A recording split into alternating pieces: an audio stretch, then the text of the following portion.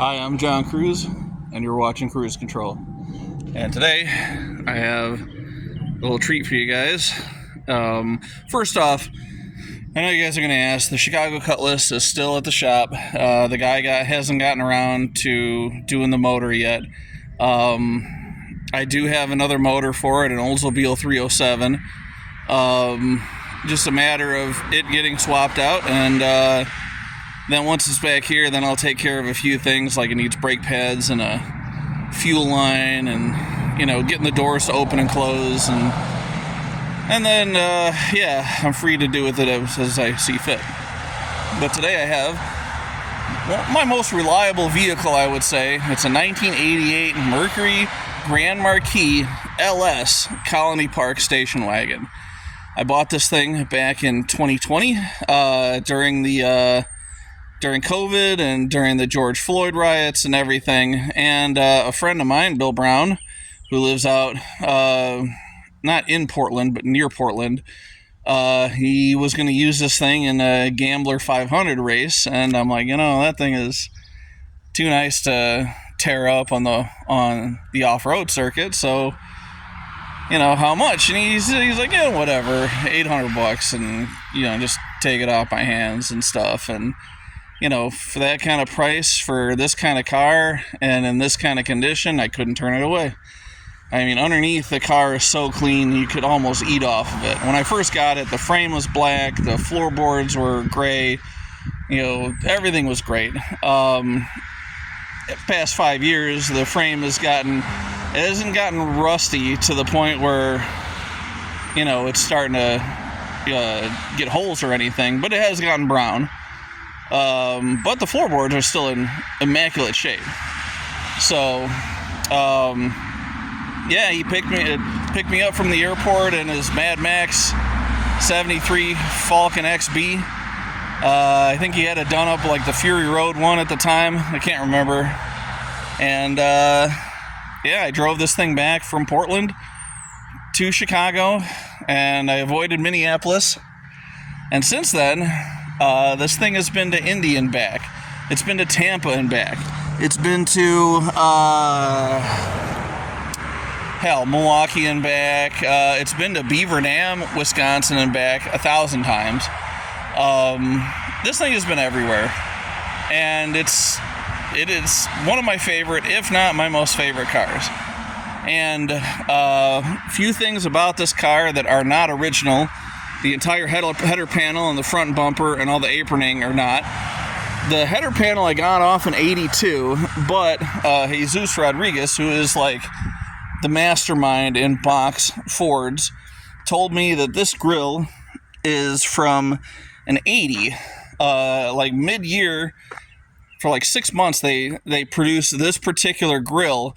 And what makes this grill different from the rest of them is that instead of having raised lettering where it says Mercury, it has indented lettering. And apparently this is a very high dollar grill. The original header panel and the bumper was a smoothed out. It was the first year that they started smoothing out the front ends of these things. So if this were a sedan, not only would the header panel and the front bumper have gotten the smooth effect, but also the rear bumper. And one of the things that bothered me about Ford is that for the Fords and the Mercurys, for the wagons only, they only did the front. They didn't tuck in the bumpers in the back. So to make it match, I had bought a 87 header panel and grill and assembly and the bumper. And then that got tore off in a collision. It was my fault. My first at-fault collision in a long time. And it ripped pretty much the header panel and the bumper almost clean off. So then I got this one, and this bumper, I think the bumper was from Matt. Thank you, Matt. I think it's an aluminum back bumper. That's why the Derby guys didn't have no interest in it. Otherwise, if there's steel behind these chrome bumpers, they're at minimum $100 a shot. So, and I just like this look better. And you can't really tell, except for the 88s and newers, they have the wood that turns in like this. It doesn't spread over into the header panel. The 79 through 87s, if it's a country or a Colony Park, it'll have the wood trim that comes out and ends right here. So, so there we go. This one is not fully loaded. It doesn't have the I forgot what they call it, but it's like a tinted windshield that it's like it has its own internal electric defroster. It's like tinted with some kind of special thing, and those are real high dollar items. If you can find one at the junkyard, you could tell because it's like almost like a rose color tint. You know, cut the whole damn thing out, and that's worth some big bucks. Another thing that's not stock about this is the Lincoln center caps, which is, you know, the standard ones just didn't have the hexagonal or octagonal slots and had a different logo. And the only other real thing is I put the Lincoln horn center in there, and only one of the horns work. The driver's side doesn't work. Also, I put in chrome pedal treatment. The accelerator is universal pretty much from 73 all the way up through 89.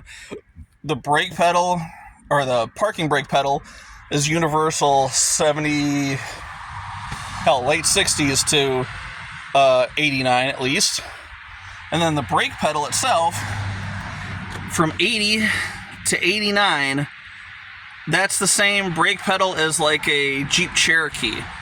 Also, if you look up 68 through 73 Mustangs or Cougars, that brake pedal will come into play. And you can get it with, you can just get the chrome surround and then put it on your stock brake pedal pad, or you can get the one that I got that says the chrome disc brake button on it, and you'll have to order the chrome separately. So those are really the only things that are not stock on this car. Everything else is pretty much stock. So let's do a little walk around here. And a lot of people ask why the fake wood paneling. And well, there's also two questions. Why the fake wood paneling, and also why do they call it a station wagon? So we'll start with that one. They call it a station wagon because back in the day, they didn't really have, you either kind of bought a pickup truck or you bought a car itself, you know, like a Model T or whatever, Model A, and you didn't really have a vehicle that was a car chassis that could fit multiple people or lots of luggage in an enclosed space. So what they did was, I don't know if you wanted a wagon, you had to order the whole car and then basically cut everything from here back except for the chassis and the floorboards, or if you could just order it like that, because like in the 70s and the 60s, you know, those Cadillac ambulances and the hearses like Ecto 1, they would basically come off the truck where it's the steering wheel, dashboard, firewall, the fender's hood, front clip, and the chassis, gas tank, and then the taillight bumperette extensions. And it's a running unit. It's just that there's no place to sit and there's no back end. And like the coach builders would then build their own ambulance bodies or hearse bodies or whatever they wanted to the commercial chassis. So either way, I don't know which is which, but I do know that from the firewall back, all the body work was done in wood. So, and they call it a station wagon and they did this for this reason, so that they put them in railway stations so that you can haul people and luggage around. Sometimes back in the day, they would call them depot hacks, because you would hack off the back end and you would use it for a railway depot. So the station wagon name kind of stuck. And over the decades, you could buy station wagons off the dealership floor. Some of them be wood, you know, like a 40 Ford or whatever. And then in the 50s, they started doing an all-steel body. Like Buick had, for 53, I think, still had an all-steel body, but real wood bolted to the outside of the body. And then in the mid-50s and late 50s, they started doing a vinyl veneer. This is basically just like a vinyl roll-on, stick-on thing.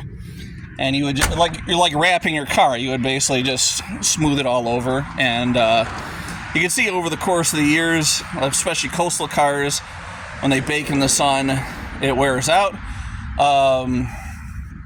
Coastal cars also rust from the top down.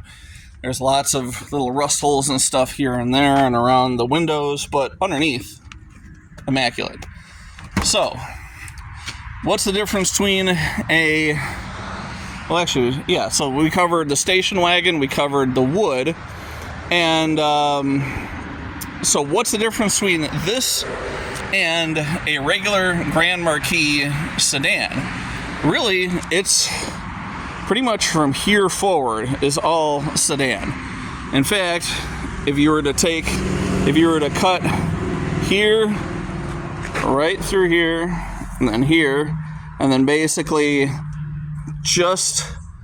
even the frame is different in the back where the bumper shocks go to. Everything else is all sedan. So if you wanted to change out the seats from a sedan, which I plan to do out of a Lincoln Town car, I got some white seats that need to be refurbished. And the problem is that even though the seat bottom would swap over, the seat back for the sedans wraps up almost all the way to the door, and it would be very hard to be able to bolt this seat back to this metal part right here. So just keep that in mind. On the GMs, so like this one, they raise the roof about that much. On GMs, they raise the roof around here back. This luggage rack is an actual functioning luggage rack. I've tied hoods and body parts to it before. These actually are adjustable and they move in and out. You can get I guess it's a spoiler. It's like a metal piece that actually diverts the air down. Another thing about station wagons is that once you fold all the seats flat, which I will show you in a second. Actually, I'm going to open the door first. I'm going to show you. So, in the late 60s, maybe like 70, I would say, maybe 68, 69, 70, Ford decided that they're going to call themselves the Wagon Masters. And in 83, actually, National Lampoon made fun of this with the Wagon Queen family truckster. Yes, they said Wagon Queen because Ford was like, well, we're the king of wagons. We're the Wagon Masters. So, but they introduced the 3-in-1 tailgate system. I think GM and also Chrysler had a similar version of this, at least up until 71. But so there was always a problem of what to do with the tailgate. So a lot of, back in the day, you would maybe have the tailgate just fold straight down, and maybe the glass would go down into the tailgate, power or manual, or maybe it would just flip up. But this one, so stage one is with the window being down. Come on, you can do it.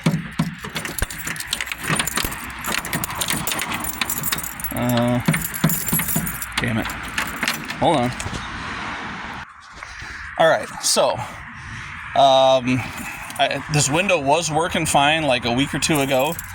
It stopped working a week or two ago. It was nice because it actually worked the way it was supposed to. The way it's supposed to work is that you're supposed to be able to take your door key, put it into this lock, and if you turn it all the way to the right, this window is supposed to go all the way down. And if you turn it all the way to the left, the window is supposed to go all the way back up. I had to go inside, turn the ignition on, and use the switch. But now that it's down, so way number one is just simply this. If I have groceries, I just can put them right in the back. Way number two is tailgate. Way number three is having the door open. Now, GM in 1971 came up with a great solution for what to do with the tailgate. Because the problem with the tailgate is that if you have it down like this, and let's say you have a box all the way up by that speaker, or let's say you have the front, back seat all the way down and you have something there, and you want to access it from the back, you actually have to put your knees up onto the tailgate in order to be able to crawl back there. So you could use the door. But what happens if you are parallel parked and there's a car that's right here and you can't open the door all the way? Or if you have a trailer that's hooked up and the jack or the tongue is in the way.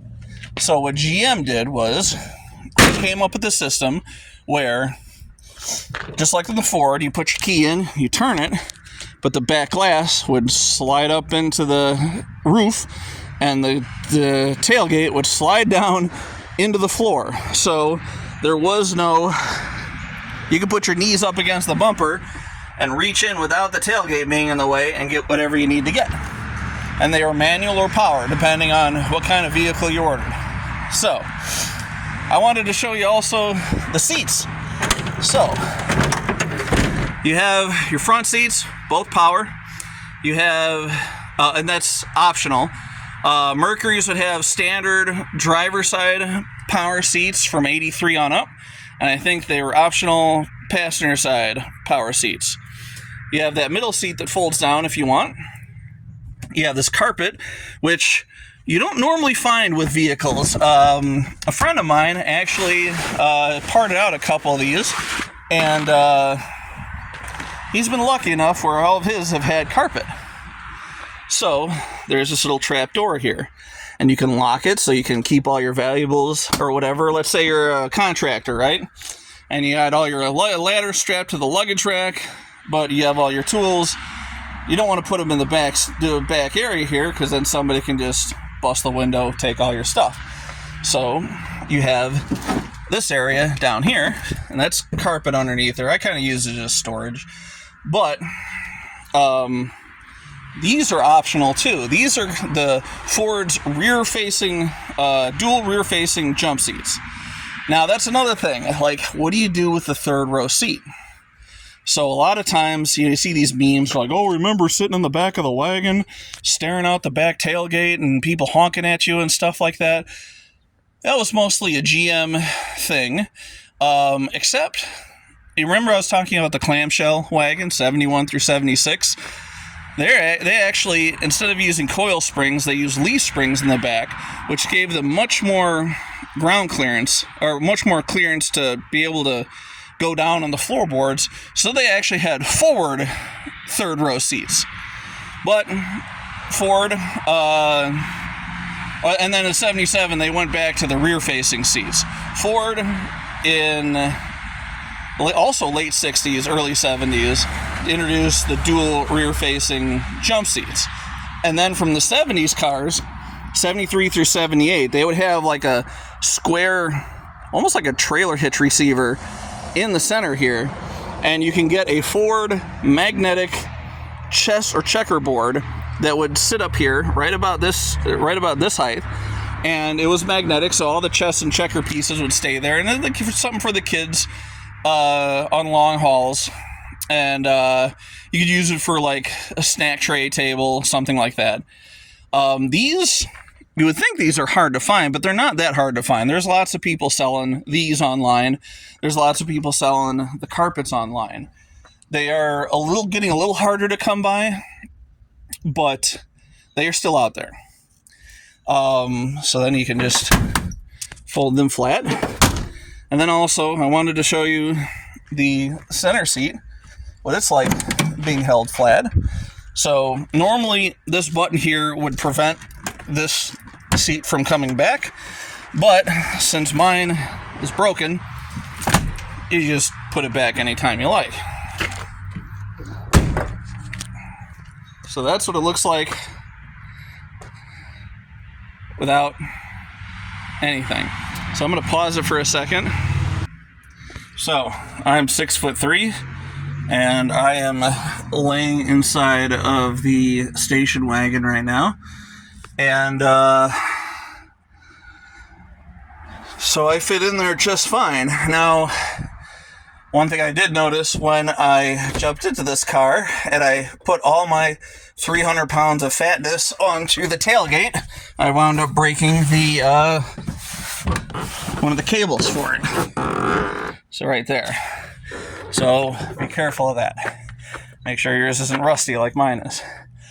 But yeah, so I'm not going to demonstrate the rear dual-facing seats because that would be like a bear in a clown car, and I'm just not willing to do that. So let me go ahead and put all the seats back, put the carpet back in.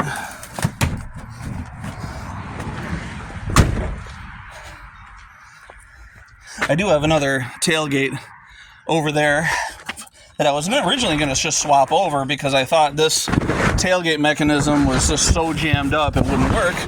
But with a lot of PB Blaster and some white lithium grease, I got it to where it was working again, and should be fine. I want to test to see if the key will roll the window back up, but I doubt it. No.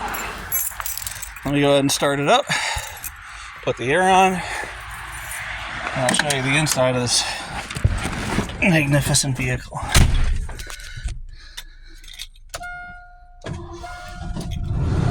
So here's a switch for the window. Let's see if it goes up. Yeah, it's going up. It's slow, but it gets there. All right. Oh. I got a lot of lights on, so... Oh boy. Oh, engine's not on.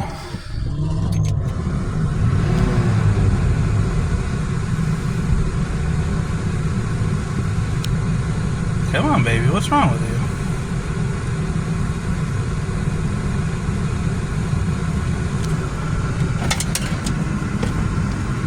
Well, while we got the hood open, let's go ahead and take a look at the 5-point slow.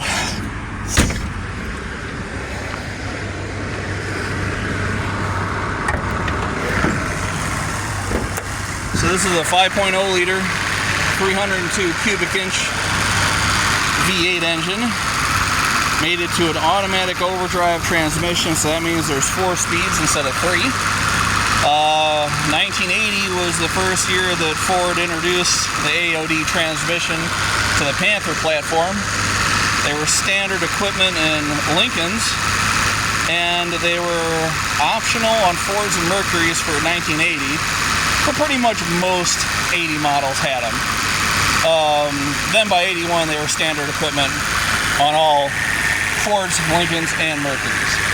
Now, this big sewing machine looking thing here is the upper intake plenum.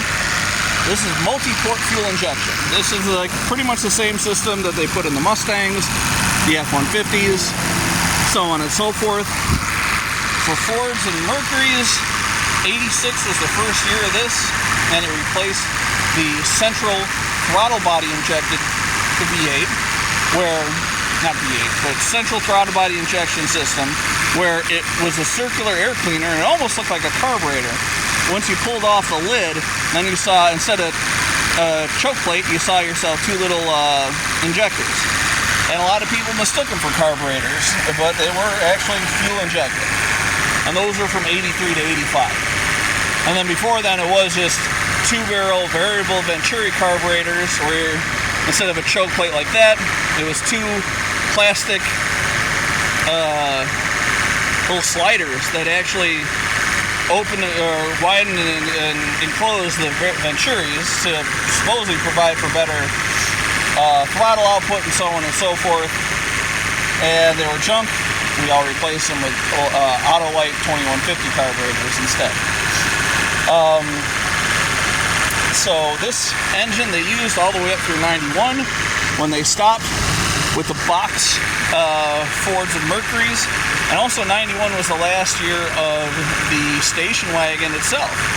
In 92, Ford, having already gotten rid of the coupes back in 88.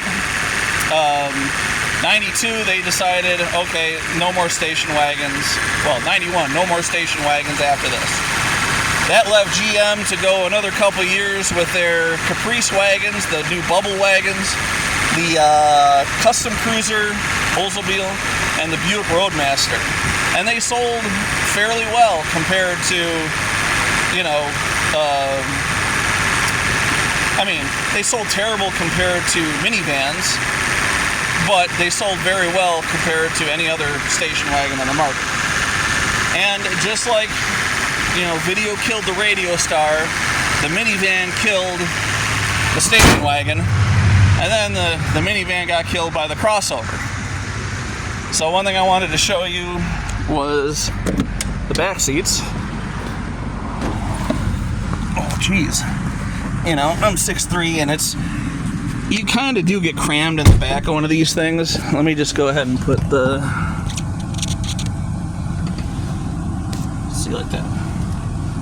So you can see the seats are all the way back, but they're not reclined back. There's really not much room back here, but for the day and age, this was a pretty large car. This was actually one of the biggest passenger cars that Ford Motor Company produced. The town car technically was longer, and also you had more interior space in the back. It was just actually not much. It was longer, more in front of the firewall, but still, you had enough. And then another thing I wanted to show you was you had this cool, let's see if it opens. You have a cigar lighter here, ashtray. You have a cigar lighter over there. You have an ashtray only over there. And then you have a cigar lighter in the ashtray itself. So, it's not like the old 60s cars where there's a cigar lighter for each seating position pretty much. But there's enough. And for the kids, they can put, I put in USB ports so that they can plug in their phones and stuff on long trips. But, yeah, this is kind of like it would be like, this would be the view if you were 8 years old, riding around in your dad's brand new Colony Park station wagon. This is how you would see the world around you, basically. And honestly, that's how I saw the world around me. That's why I'm so big into cars, is because, I wasn't really much of a talker or, friendly guy back in the day. I just wanted to stare out the window and look at the world going by. When I was sitting on the school bus or sitting in my dad's Toyota Tercel or something like that, or his Ford Escort, or mom's 1980 Toyota or Festiva. It's like, and you just read all the tail panels of all the vehicles that are driving around you, and you kind of like learned the way the world works. You see, an LTD like that, and you're like, oh, that looks kind of like, this car we're riding in now. And it's like, yeah, they're based on the same platform. They're almost essentially the same car. Not quite, but they're on the same platform. The doors are the same, the fenders are the same, the seats are the same, the dashboard's the same, the glass is the same, the body shell is the same. There's just minor, even the bumpers are almost identical. One tip for you derby guys, if you really wanted to shine people on and know your stuff, is that these little black bumperettes are a different width from the Mercurys to the Fords. Also, the hoods are different. So you can see on this Ford, the swage panels, the body lines on the hood are farther apart, and then there's this one central one. Therefore, the bumperettes are both farther apart. On the Mercury, they're closer together. And this hood does not have a central swage line, and both of these are closer together. And another fun tip is that in '88, they stopped using that hood altogether, and they use Mercury hoods for the 88 to 91 Crown Victorias. So, another thing about wagons compared to sedans is that the doors from here down are the exact same. The glass here is the same, but the frame itself is slightly different. You can see that these two lines are parallel all the way through. And then on the sedan versions, this C-pillar line goes up at a different angle than the wagon.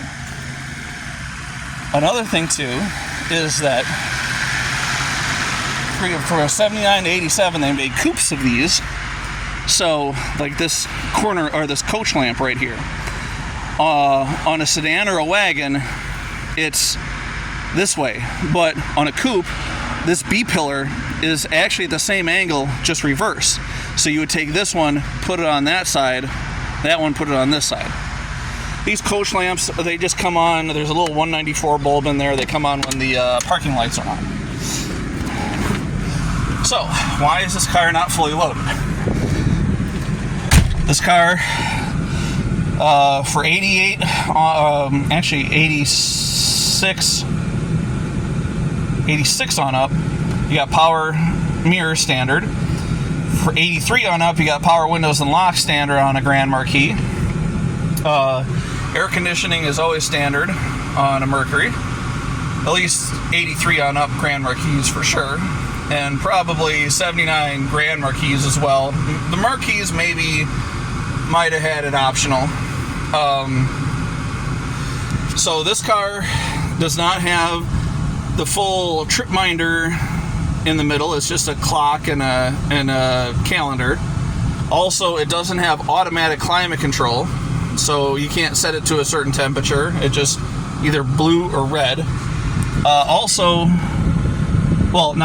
But this one does have auto lamp, or it did. The switch went bad, and I had a switch from an 84 without auto lamp and put it in. So it did, but now it doesn't. And it doesn't have that defroster windshield that I was talking about.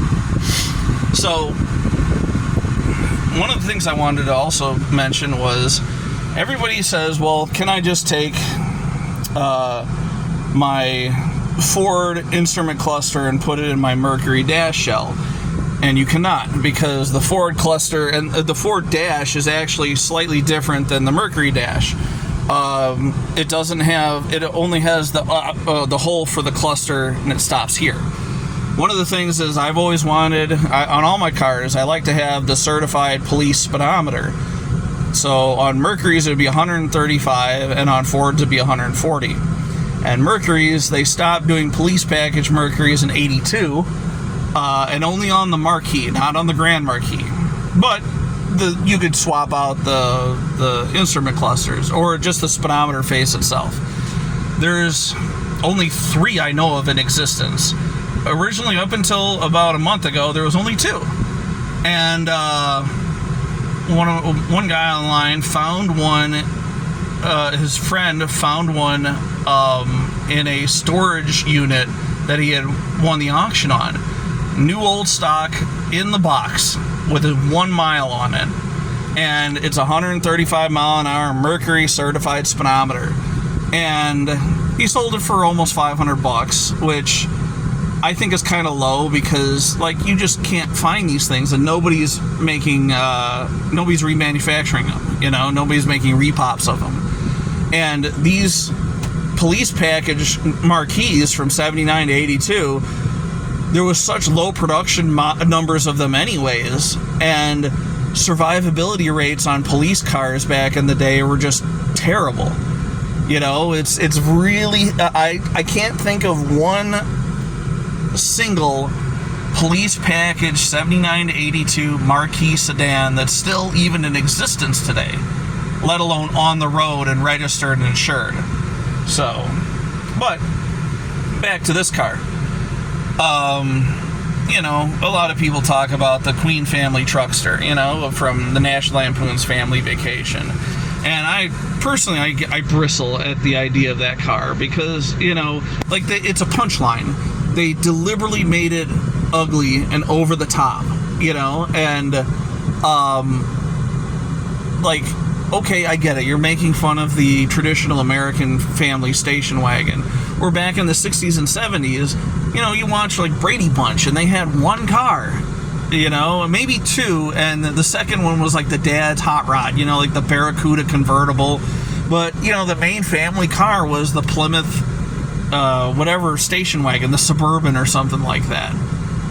And it was very common to have just one car, you know, and if you had two cars, then usually the wife drove the wagon, hauled the kids around, got groceries with it.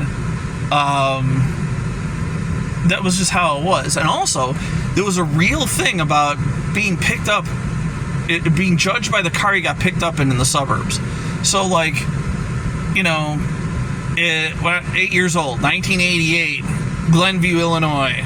You're sitting there going, you know, I missed the bus and I got to wait for my parents to come pick me up, right? And, you know, they show up in mom's yellow 81 Toyota Corolla Tercel sedan, and people go, wow, yeah, they're not doing that great, you know, they're doing, you know, it's like, well, we're doing fine, it's just my dad I come from a long line of cheapskate dads, okay, and my dad is like, you know what, I mean, if it works, it works, right, you know, but, like, if you got picked up in a brand new 1988 Colony Park or a Buick Electra estate wagon or a Chevy Caprice Classic estate wagon, it had the wood, it had the wire hubcaps and the white walls, or even alloys and luggage rack, like, you kind of could tell that, man, that's like a brand new car. They must be doing really well. And if you look at some of the movies like Home Alone, the McAllisters had a LeSabre sedan and an Electra estate wagon, a box Electra estate wagon sitting in the garage. Adventures in Babysitting, they were driving around in like an 87 or 88 Electra. So, like, you were kind of judged based on how nice and how new your station wagon was. And if you got picked up in a 79 Fairmont Futura powder blue with a missing hubcap, it's like, yeah, you know, Billy's dad is kind of a redneck, right? So there was like a real thing about that, you know, and it was real prolific back in the 70s. And by the, you know, late 70s, you had the first gas crisis in the 73, then the second one in 79, like, big cars were on their deathbed. Chrysler got to the point where they weren't even building full-size wagons anymore. Like, if you talk about the competition of this car, really only General Motors could compete with it. You know, I guess you could call the Chrysler Town and Country or the Plymouth Voyager or the Dodge Grand Caravan minivans that were introduced in '84 competition for this, but it's like a totally different breed of animal. But by then, '83, wagons were already on the decline. They were already downsized. And somebody said online, "Oh, National Lampoon's Family Vacation is the reason why station wagon sales plummeted." And it's like, no, station wagon sales plummeted because people were looking to break away from that traditional American mom and pop, you know, Brady Bunch kind of thing already. And then you have the introduction of the minivans, the Astrovan and the Aerostar in '86 and the Grand Voyager in '84, or the Voyager / Caravan in '84. It was like the death bell for the station wagon, and Ford saw the writing on the wall, and by '91 or by '92 there was no more Ford wagons, no more Mercury wagons either. And yeah, so I don't know, the family truckster, even though it was a Ford, a lot of people say it was a '79, but if you look at the video or look at the movie, the speedometer, what he's chasing the Ferrari girl, it shows, so like on this one, it shows, 15, 25, 35, 45, 55, 65, 75, 85. For 79s, it would be 10, 20, 30, 40, 50, 60, 70, 80. In 80, they went to 5s, and in 79, they went to, they still had 0s. Also, that car, at the time, yes, it was park versus neutral drive 2 and 1, so it didn't have overdrive. Just by looking at the speedometer, you could tell if nothing was changed on it, then that was a 1980 speedometer at least. Now, yeah, you could put an 80 speedometer in a 79, but I mean, like, why? And then also, 79s were all clear. It's focusing on this LTD-S. The marker lights are all clear. There's just amber on one side. But in 80, they're all amber. And same thing with the Fords. 79, they had all clear marker lights, and in 80, they had all amber. And on all the movie Queen family trucksters, they're all amber lights. So, yes, I mean, they could have put 80 through 83 marker lights on a 79, but I believe that at least one of those movie cars was an 80.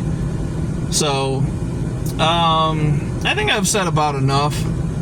We're gonna go take this thing for a little spin, and then we're gonna come back, and I got 10 minutes before the film runs out, and hopefully this phone will stay how it is. We'll just do a little cruise around the neighborhood, a little bit of,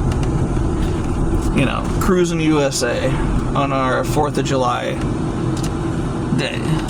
By the way, happy 4th of July to everybody. Happy birthday, America. This is a holiday where, armed Americans made it possible. So one thing I can tell you about these cars is they ride like boats still. Even though it's a downsized wagon, like the 78 was the previous generation of these, and the 78 was about 700 pounds heavier, and I forgot how many inches longer, but it was like more than a foot. It's definitely a different driving experience driving a 78 compared to a 79 to 91. But even though it's a downsized car, and by 80 standards, it's a full size. By 70 standards, it was an intermediate. It still rides nice. It's big and fat. But I'll say this: after I've driven, I used to own an '84 Oldsmobile Custom Cruiser and an '84 Electra State Wagon, and both of the GMs just seem a little bit more heavy and a little bit more planted. This car, compared to the GMs, actually is a little bit lighter and more nimble, I would say. It just feels like it's more liberating and a little bit lighter of a car. I don't know what it is. It's just my own personal opinion. And I say that with a lot of GMs. You compare the G bodies to the Fairmonts and the Fox bodies. Yeah, it's a heavier car. It's notably heavier. It's the old 70s cars. If you compare a 75 LTD to a 75 Impala or a Caprice, and you compare it to a 75 Monaco, the Ford is probably going to feel like the lightest. Actually, no, the Mopar is going to feel the lightest because it's got torsion bars and leaf springs. But compared to the GM, the Ford is going to feel lighter and a little bit less tankish, I would say. These cars are pretty much identical to the Ford Crown Victoria or the Ford LTD back in the day.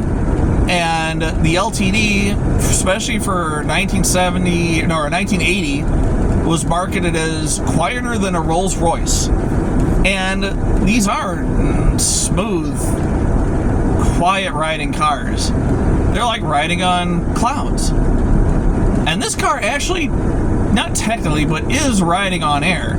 It doesn't have the airbags like a 90s Lincoln or a Mercury would, but it does have air shocks. It has air shocks in the back, and it's a load leveling system. Shit. It's a load leveling system so that if you put a lot of weight on the back, and there's a little compressor up under the hood that'll pump up the air shocks and try to level out the suspension. So, yeah, this car has a few things. I put the tow hitch on too, extra. I forgot about that. It has a class 3 or 4 trailer hitch. I think class 3, the 2-inch receiver. This is like my super dad car. And these station wagons had a fairly terrible survivability rate, but definitely better than police cars and taxi cabs. A lot of these cars wound up being bought secondhand by, less affluent dads. And, just the kids just treated them like rolling dumpsters, basically. Or like some contractor would buy it up, and it would, there'd be paint and crap all over the thing and whatever.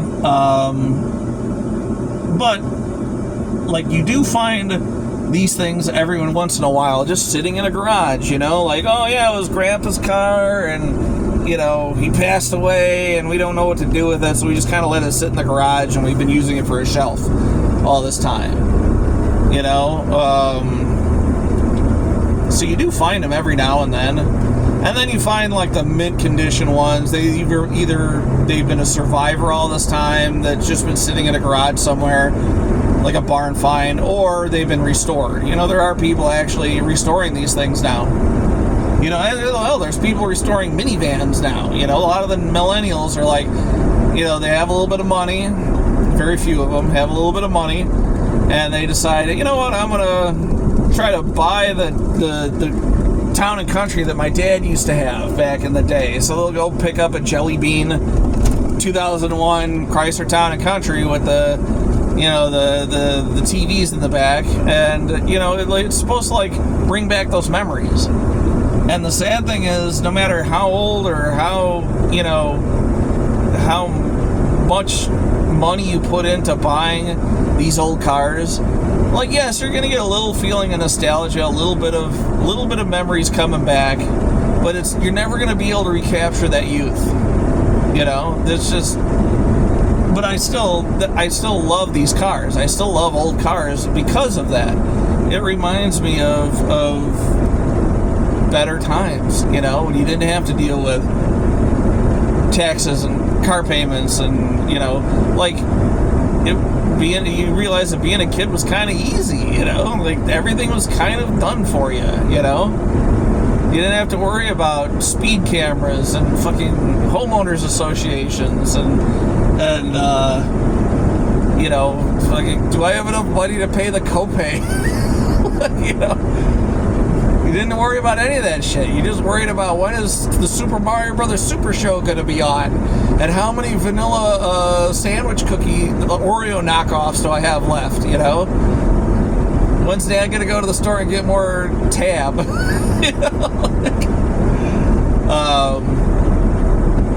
But yeah, I like driving this thing. I like owning this thing because, people do stop and wave to you, give you thumbs up on the street.